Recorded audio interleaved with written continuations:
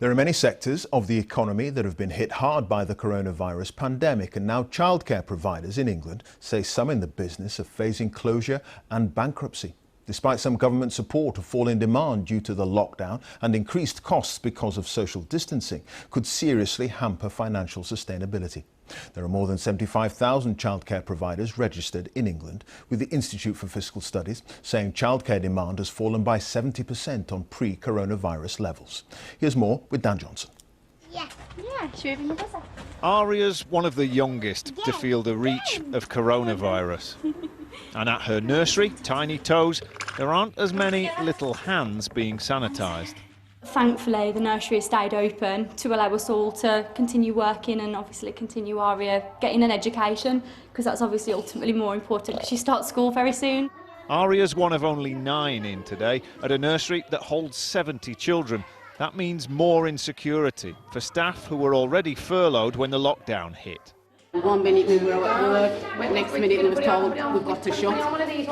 So that was really hard. And then the uncertainty. It's always going to be in the back of your mind, what's going to happen, will there be job cuts or whatever, but I try not to look at it like that, because I'm quite a positive person anyway. But jobs have already gone. The boss here closed one of her other 12 nurseries, and the warning is there could be a shortage of childcare in future.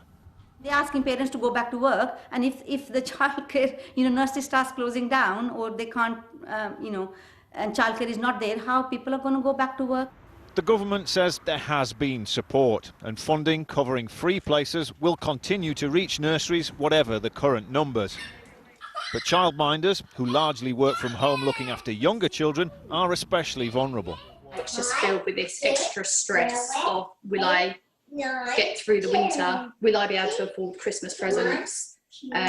Birthdays coming up, things like it's those things that are tough. Empty rooms don't make money, so they aren't sustainable. But the question, like so much in this pandemic, is will this be temporary and demand recover, or does it represent a more fundamental change to the way we live our lives, which will have a much longer lasting, deeper impact?